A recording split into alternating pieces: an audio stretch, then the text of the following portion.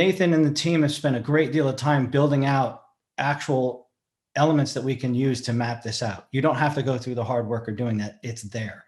You just have to listen to your customer, and it could be an internal customer, it could be an external customer, whatever you need. This is going to help you figure your stuff out. I've been trying to figure out how to explain Project Ready to people for a while. And Nathan, thank you for helping me try to figure out how to explain our own product. Okay. Right down to looking at the different players who are here. Who are those personas? What do they do? What are their responsibilities? These icons mean something. There's manual entry here. There's QA and approvals here. There's people stamping stuff. I mean, it shows that interactive activity without having to have the spaghetti on the screen in Miro or whatever your mind mapping tool is, right?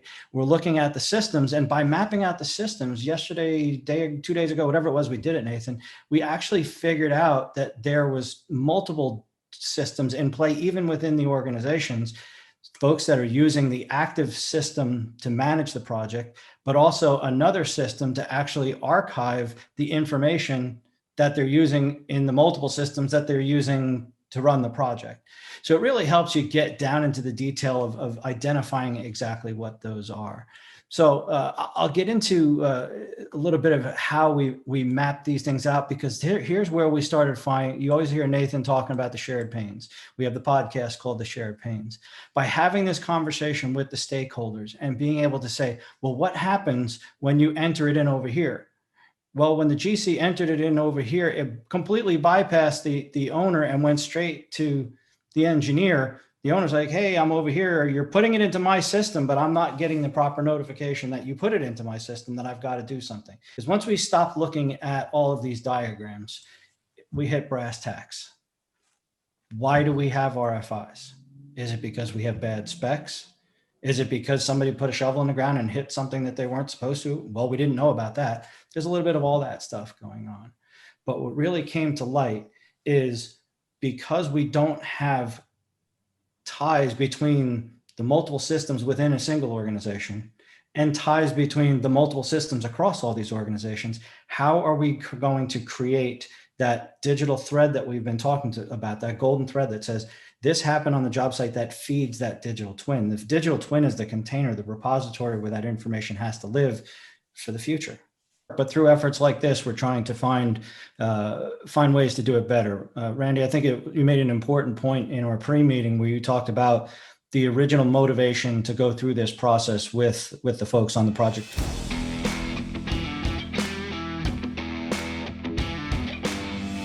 I think what we're trying to do is, obviously we want to speed information and have all the information at our fingertips, but we're trying to reduce the pain.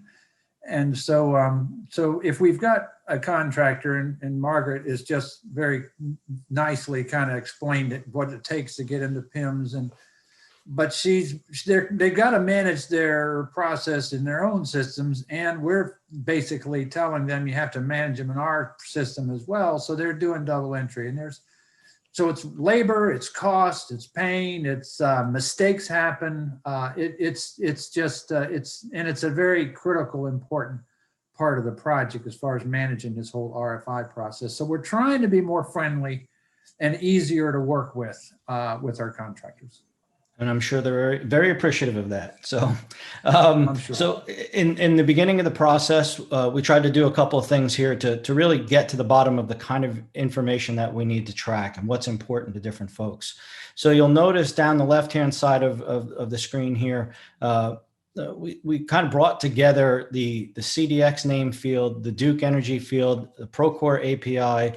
We just tried to bring together different systems to see where these different fields, and these are the XML, AGC XML fields for an RFI.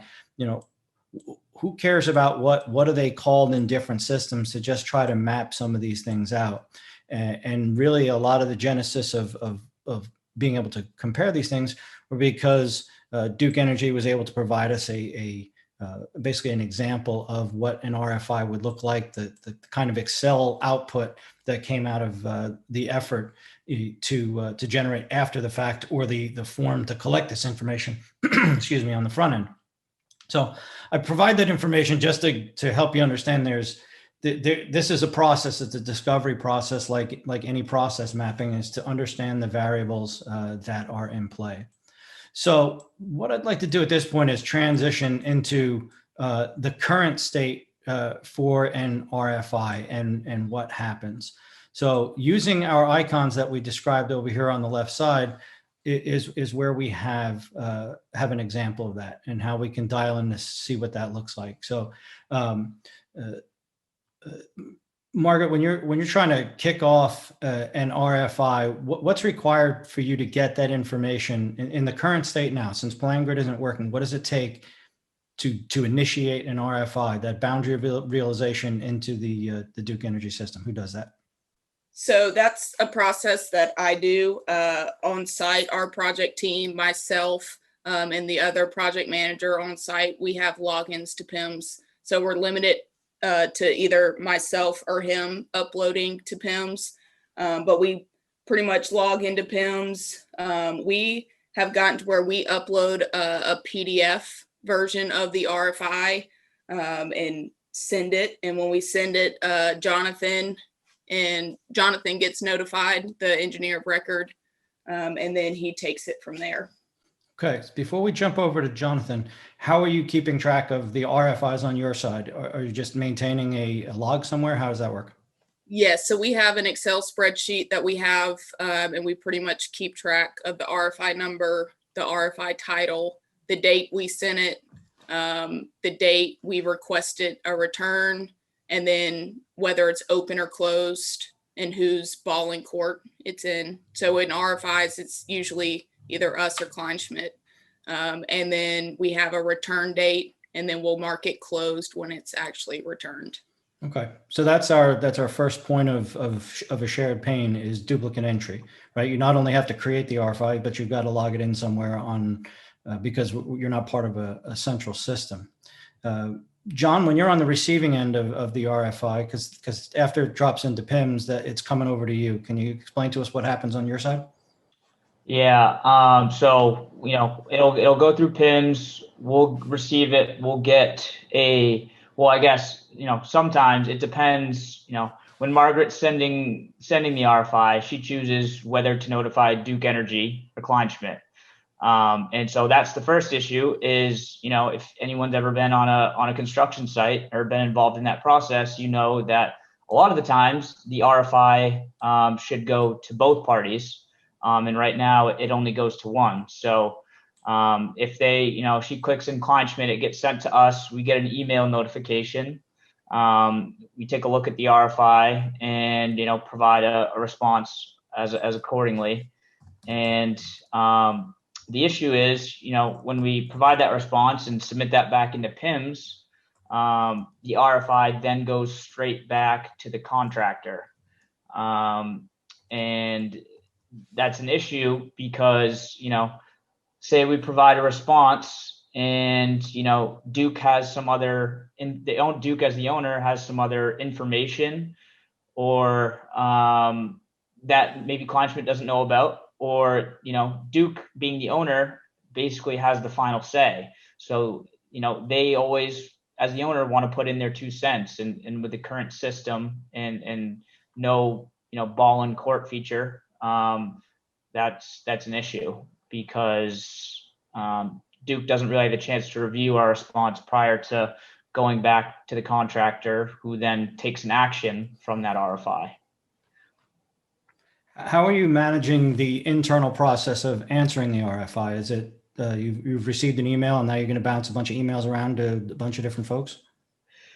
Internally, so we'll receive an email, and basically once we receive the email, we go on to PIMS, and usually the RFI is in like a PDF form. So we'll save that PDF form into our, internal logs, and for our internal records, create a copy. That copy will then be the response. And, we'll review whatever drawings or whatever information we have necessary to provide that response. And then we will upload that copy that is the response back into PIMS. So TJ, I'm hoping you can give me a perspective on how you're utilizing SharePoint to manage this process, because I've heard a couple times where you guys are left out of the middle, but it's flowing through your system. So can you give me some flavor on that?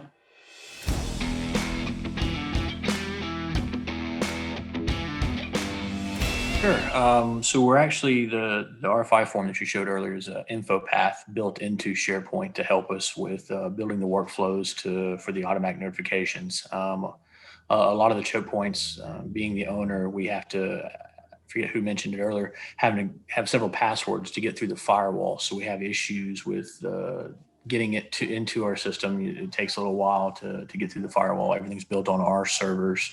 So we're very limited in how to facilitate and handle those options in-house. SharePoint only does so much. Sure. So it sounds to me like then the way to overcome the challenges is there's a bunch of email communications that end up happening. That is one workaround that we have. One of many. Are there other examples of how folks are doing that? Smoke signals. Smoke signals, and then people before COVID, people in the office picking up the phone and making phone calls, seeing in person, but still getting the information. The whole disadvantage that we're at is it's in multiple systems, trying to get it to one and all collaborate in the same little sandbox. Okay. So we have a couple of shared panes here on the screen. Who's managing RFI logs? Because we've got RFI logs on multiple sides of the equation here. Over or under notification, because it's either all one or all through some email connection. Can any of you consider any other possible panes that aren't listed on the screen here that you really are looking to get rid of that we haven't already mentioned from the current state, something we want to see in the future state? When Margaret or the contractor sends an RFI, then they should get a notice as soon as Duke and or Kleinschmidt, whoever the recipient of the RFI is, that the RFI has been received, we got it. And so then they know that it is, in process and it hasn't just fallen into a black hole. Okay. How about just general intercompany conversations around items like this, right? Where you may have a question about, a little bit more detail on the RFI. Are you guys handling that through the tool itself, or is that where you start falling outside the boundaries and you go to the emails and text messages and things like that? Yeah, my instinct is that, and then maybe TJ or Jim or somebody could weigh in, but my instinct is, depending on the RFI, sometimes it might be a no, never mind. It doesn't need a lot of collaboration, but other times maybe there's an environmental impact, or there's a FERC issue, or there's some other thing. And so it's going to be phone calls. It's going to be, I don't think you're going to be able to predict every one of those to where, hey, we got to get legal to look at this to make sure we're not, violating some requirement. And so that's one of those to where the responsible person, be it the engineer of record, the project engineer and or the project manager, they're gonna, they have to do what they have to do to make sure we collaborate effectively and give a complete answer. Okay, makes sense. And I think Randy's hit it. If we've got some stuff that we got to provide as Duke, typically it'll go to an assigned engineer or whatever. And then, as Randy said, it could be any form of communication that we have at our hands, whether it's a chat or an email or whatever. Pick up the phone. They'll coordinate that amongst themselves, but each question would be a different group of people. So it might be a little challenging to try and lay that out in a standard format. Understood. Okay.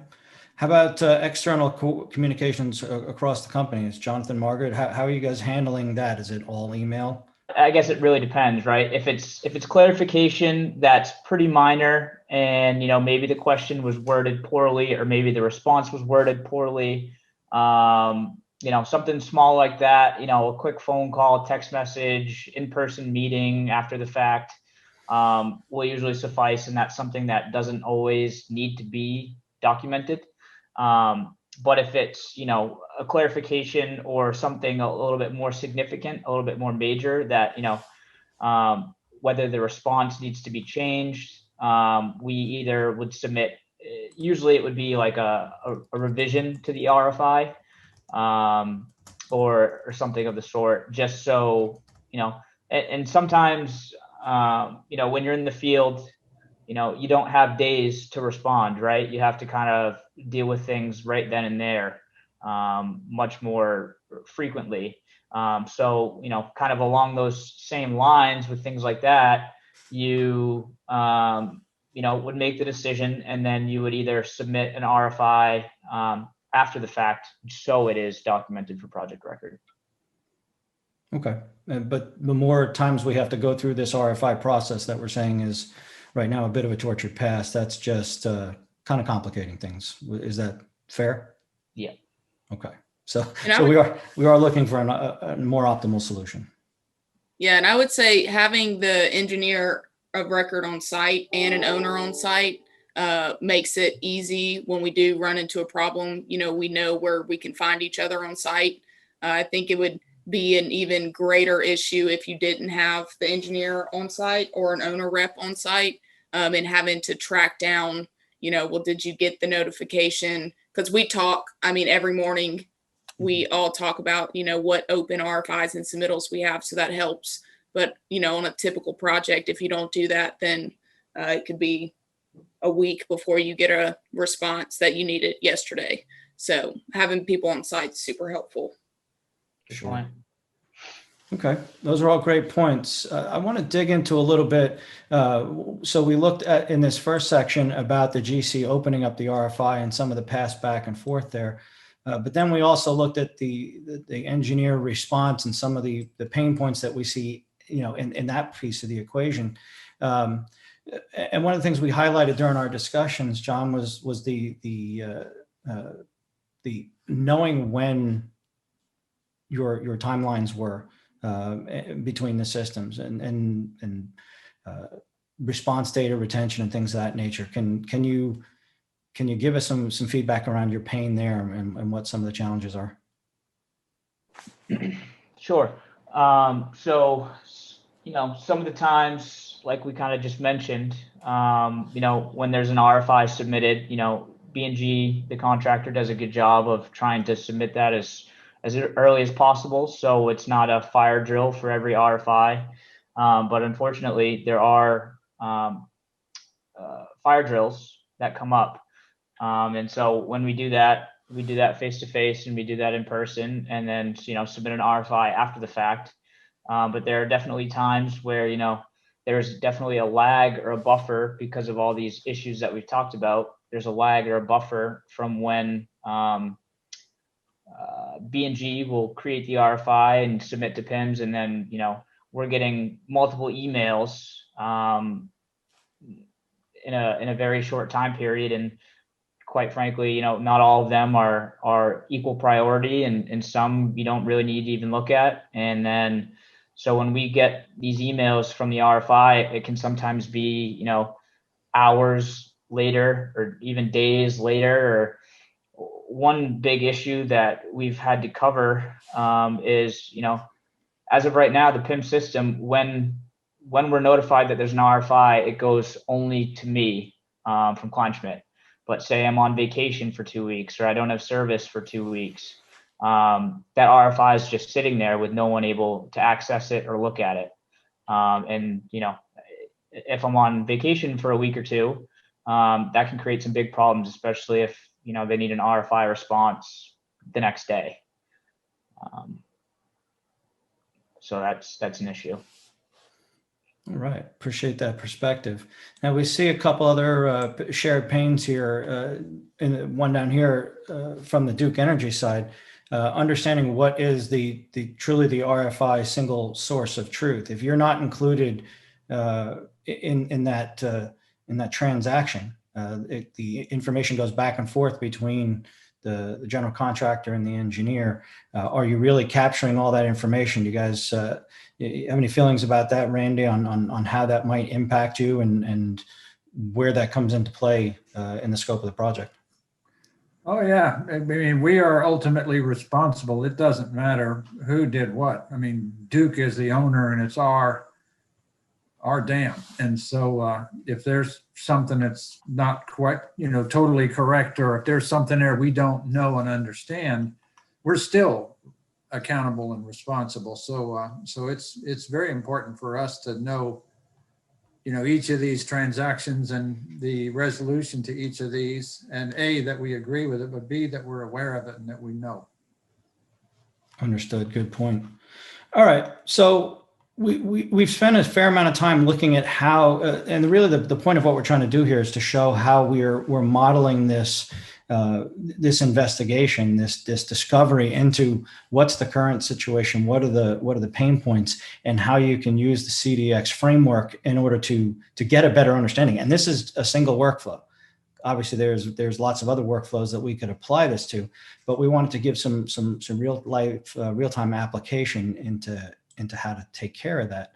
So then we start looking at, well, what's our potential future state? What would we like to have happen where folks are tied into a central system? Now, this is just one of several possible outcomes, and something I'm seeing in the chat from folks. Yeah, RFIs wouldn't be a problem if we solved the root cause, right? Which is a bigger discussion, and there are solutions to get there. But as Randy mentioned early in this conversation, especially for an owner like Duke, things don't turn on a dime. So it takes time. This process will be here for some time. So why don't we try to optimize it as best we can while we're pursuing that bigger picture? So, what I'd like to point out here is that if we're able to connect things through this synchronous process by using APIs between multiple systems, either directly, in a hub and spoke method like this, or through other systems as it passes through that make the connections between the systems, this is where we can get to see some benefit to breaking down some of those shared pains. So I wanted to kind of open it up to the group a little bit and see if you guys had any questions about the current state and some of the goals of the future state, and perhaps put it in a framework of how at your organization you may have helped solve this equation, whichever piece of the equation that you're in. I might ask one question, and this is, I'm here, I am Duke, but I just looked at that chat. Submittals and specs, good places to start looking to eliminate the root cause. I don't understand. What are you saying the root cause is? An error in the spec or something like that? Because, sometimes RFIs has nothing to do with the spec. I mean, when an excavator reveals something that we didn't know was underground, and the contractor is asking what to do about it, there's an RFI, and we got to have a lot of people involved. And so I'm not sure I understand the thought of. No, that won't eliminate, all RFIs, but in a lot of cases specs are unclear or they conflict with what you see in the drawings. You see, 500,000 page specs, nobody's reading that information. Same things, submittal processes are very cumbersome. I talked to a guy on one of our project sites. It took him 4 hours to find out which sealant was approved for the duct construction. Okay. Things like that there's in my mind, the submittals and specs are probably the low hanging fruit of RFIs. Some of the stuff you talked about, there's the old Donald Rumsfeld quote, the unknowns, unknown unknowns, you're going to need RFIs to deal with them. And there's only so much you could do, but there's a lot of those other processes that RFI just ends up being the catch-all to shore up their weaknesses. I got you. Darren, could you put your experience to that and say a certain percentage are attributable to the poor specs? Oh, that's an area I'm so busy that I haven't even begun to dig into. We've got so many other fires. That's the birthday cake candle that needs to be blown out compared to some of the other fires. I could probably find out from some other people what their gut feel is, but I routinely talk to people that say they can spend a half a day or an all day just looking for information. And if it's that hard to find the information, somebody's going to be making a mistake somewhere. Anybody else have any perspective on that, and how much time we're losing chasing down RFIs because of bad spec? I think the real underlying issue you're speaking to is how do we identify what's causing the RFIs? I mean, it's one thing having a most efficient RFI process. The other thing is how do we actually reduce the number of RFIs that we process? And that's where you have to have metrics identifying why they've occurred in the first place. Obviously, specs is one common place where there isn't enough detail, but there's also unforeseen conditions and other things. So I think the real issue is how do we actually identify why the RFIs are happening, so we could take that information to drive the desired behavior to get to lessen the RFIs. Agreed? I think that's certainly a good place to start. Yes, and yes. There we go. Thank you, and thank you. I'm curious of other people's perspective too. I've seen cases where the RFI process appears to have been used as a replacement communication vehicle for all other communication. I guess I'm thinking of one job in particular. The subcontractors were not allowed to pick up the phone or email the engineer of record. They just couldn't do it. RFI had to be used for everything because it had to go through the general contractor. And I get the general needs to stay on top of what's going on and happening, but it created this big, long, cumbersome, delayed process when literally a 5-minute phone call would have resolved multiple issues. And so, that's one of those things that not all of our RFIs are created equal. I think, if we could start categorizing them, what is, it's an RFI, but it should have never been an RFI. It should have been just a phone call versus, things like that. Kind of want to expand on that and actually ask Randy his opinion on it, because a lot of the idea of teaming approaches with the, design assist or even going into IPD is, well, we can eliminate RFIs if we're all one team. A lot of things are legally obligated to go through the GC. You can't just pick up the phone and call. But as an owner, how do you feel about that? Does that start worrying that you don't have the documentation about these conversations, that somebody picked up the phone and they negotiated that, oh, sure, we'll use, the cheaper pipe instead? Oh, absolutely. I mean, the word unacceptable comes to mind.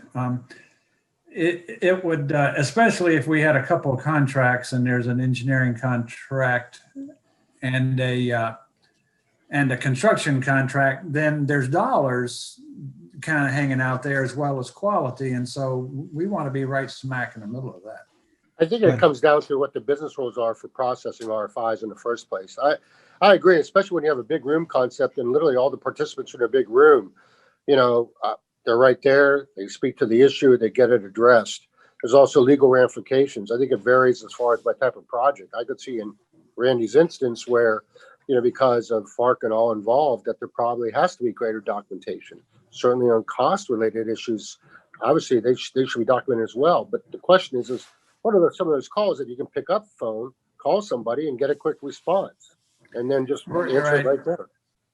Yeah, and I could also say that we are that relationship with FERC is just super critical. And if they came to the site and they said, "Hey, let me see your RFIs," and we said, "Hey, no, we got great news. There aren't any," they would say, "Oh, right, you've got the first perfect project in the history of the country." I don't think so. Right. That's why I think it's driven by each user, each project, etc. I don't think there's any, firm answers in that respect. I mean, if you're doing a project for higher ed, you're not going to have as far as required necessary documentation that someone like Duke is going to have, you know? But the phone call doesn't preclude the actual written RFI. I mean, I'm 36. I don't know how we lost track of this in 20 years in the construction industry, but 20 years ago when I started, that's what we did. We picked up the phone and said, "Hey, you want this to be red or blue?" And the guy said, "I want it to be blue." "Great, I'm going to send you a confirming RFI." And we sent the confirming RFI and the guy wrote confirmed, The drawings don't I tell me think what we colors still do that. Yeah, so this is- it's supposed to be blue. Please confirm, and the guy sends it back, and we were done in Yeah. 20 minutes. Now Yep. some Right. Yeah, this is John. That's kind of, what I talked about earlier when he said, when this RFI process can sometimes take days, and when you're in the field, you don't have days. You got to make a decision right then and there. And then what we do, because Randy talked about this, it's with FERC, it's so important to have documentation for every little thing. Everything, but especially things that might end up being buried or encased in concrete or whatever it may be, where you're going to visit the site 20, 30 years later and not know what's there, and you're like, hey, what do we have for documentation on this? And unfortunately, that's kind of a lot of the reasons you see RFIs now is because some of these dams that were built 100 years ago, 110 years ago, they didn't document everything, and so that's why these field conditions are so unknown. And when you get unknown field conditions, you got to make decisions then and there, and then follow it up after with an RFI. So that's kind of the process. So I'm gonna dial this conversation. We've done some structural stuff here, looking at how we're helping Duke Energy apply the CDX process to figuring out how all this is working and what systems are there. So I think we've pretty clearly shown that there are multiple systems in play here, not just for one organization, but multiple organizations. I'm heading back to this same diagram. We have multiple systems in multiple enterprises, and we're talking about a future state of having a digital twin where the information that happened in the past and is continuing to feed into the digital twin over the lifespan of the asset has to get there. So if we have multiple systems, how do we aggregate that information from multiple systems to feed the digital twin? Just wanted you to know that there's a method to the madness here, right? These are the dots that we're trying to connect. So would love some thoughts from anybody on ways that you've been able to bring some of this data together within your organizations to help have a data stream to feed that future digital twin. Not a lot of people rushing. I knew that was going to be a loaded question. From the subcontractor's perspective, we don't have a system. We've got dozens of systems depending on who we work for. And I'm sure the owner's in the same boat, depending on, who their GCs are or, which project. It's just, that's why I think what the CDC is doing is important. That, if you can kind of normalize the language and at least transmits, correlate some of the data. Right. Create that golden thread we've been talking about, right? That there is a starting point that gets to the end point. Well, that makes it hard for me to answer your question on, what's the cost. It's like, well, I don't even have enterprise data because it's in 3 different GC system and an architect system and some owner systems. I don't have a system that I can even query to look at trends or, and even get an idea. It's, requires a PhD researcher to just track that down. So I think this is where the work that Digital Twin Consortium, that Building Smart International is doing with the Open CDE group, and where the ISO 19650 standard really are trying to apply to this very notion, which is instead of, you can still have all of this data sort of scattered around in the different places or containers that it's in. But it all comes down to connecting all of the data points back to the digital twin. And whether that is in the owner system or within what the Open CDE group is working on is, this ecosystem of containers or CDEs, and being able to at any point start mining that data and all the other points. And ultimately, all of that information gets attached somewhere to the project, right? Whether it's the digital representation or the digital twin real-time representation or whatever. Because you might have an archiving system over here, but all the archiving system still has to have a connection to all of the elements that were put in the project, right?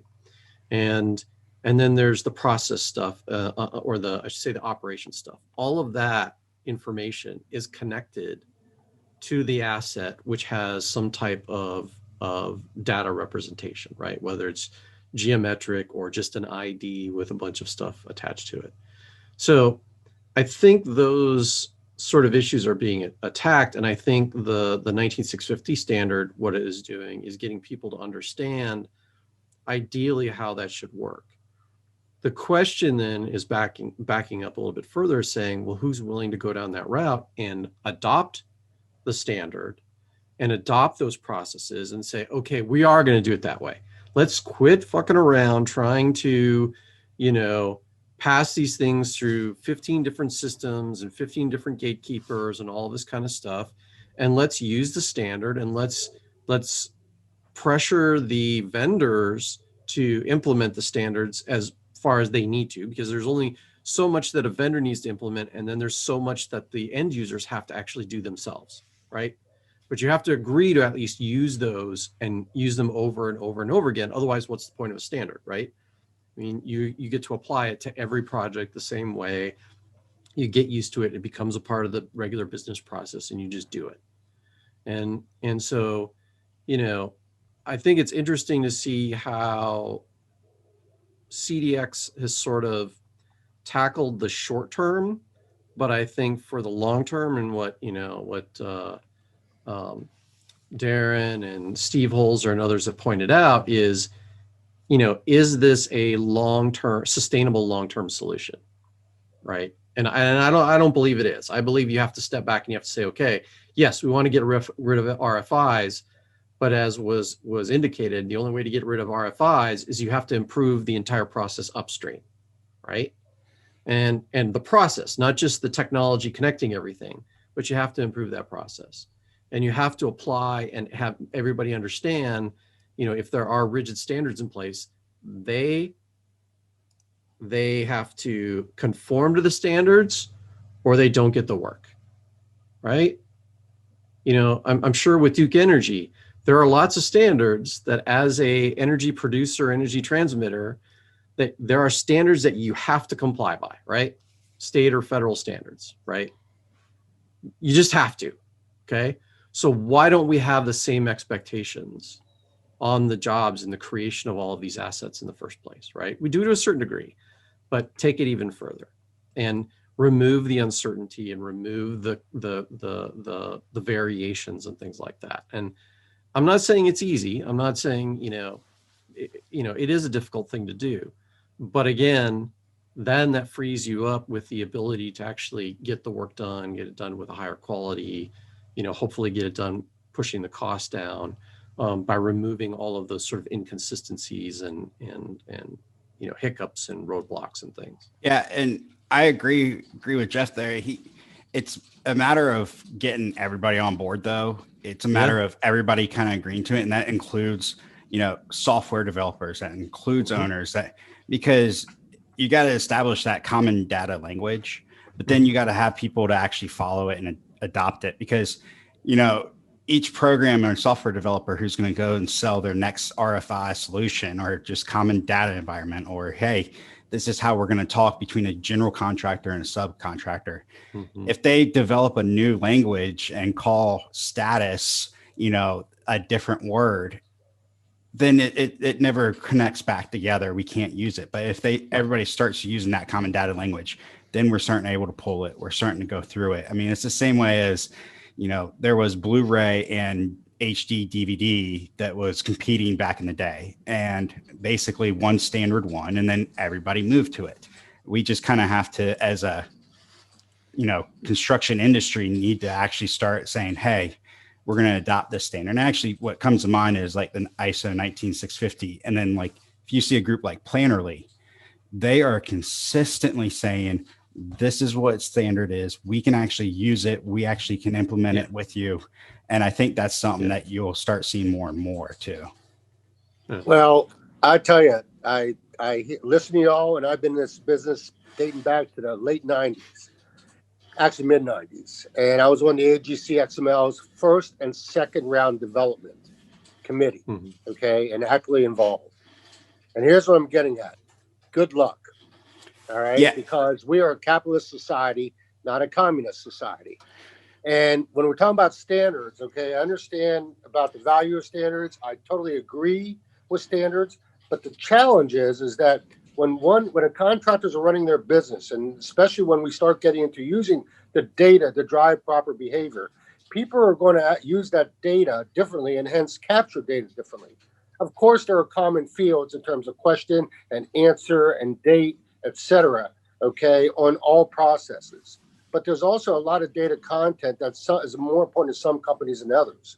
I agree, Dan, and that is typically what has happened. But you got to realize too is the age of people that are coming into this industry now are your Fortnite, your Minecraft, your groups of people that went in and tinkered and built the correct way to do it and then connected it. So instead of, them just, I have my job in front of me, I'm going to get my paperwork done and I'm going to hand it over. This group is a virtual integrator group, and they're going to do that. They're going to want to do that when they get in here. It might take another 30 years. Yes. No, I know it can't, because industry won't survive. The industry will not survive in the form we see it today unless these changes are made. And it won't. It will not survive. And I will point to something we read a couple of weeks ago in the New York Times. New York Times had a story about the gentleman who was responsible for the new Moynihan station. He killed himself 3 months before the thing opened because he was hammered by RFIs, by overruns, by all of these problems. And I said, this is a symptom of an industry that refuses to change to the detriment of the very people it relies on to execute. So it's going to change. And it doesn't matter what country you're in or what market you're in, whatever, it has to change. I do want to share this industry will always survive because things always need to be built. So with all due respect, I firmly disagree with that statement. That doesn't mean that we can't perform better and that we shouldn't perform better and find commonality where we can. But I'm just saying that there are environmental constraints in how we conduct business, and culturally that won't. I'm working with some large corporations right now where they have multiple business units and just trying to develop consensus within that one entity. I'm telling you, I mean, I'm calling my doctor for a Xanax prescription. That was funny but true. The point being is that there are cultural issues, and the question is how do we bridge that data? So I'm going to take it back to something Jeff said a few minutes ago, and Jacob kind of reinforced. ISO 19650 makes a very important statement. It's the owner's responsibility to create the system of systems that tie this stuff together, right? We can't get on this common data thread that we're talking about if we can't even paint a picture here where we can connect things together. Even if we can all agree on the standards, we don't even have the systems that can notify each other properly of what's happening to create a record to add to the digital twin, right? The only way we're going to be able to drive that at the portfolio level for an owner or the project level for a specific project is if the owner takes that mantle and puts it on their shoulders. So I'd like to leave it there and say that let's look at how we can empower owners to create a system of systems that ties together the systems that we have 2,400 different context systems in our environment. We can't figure out a way to empower owners to say, if we connect a few of these different things together, then at least we know we're playing in the right sandbox. And then we can force people to say, you're going to play in my sandbox, you play with these tools by my standards. And now we're compartmentalizing that big apple into a bite of the apple that is specific to that owner.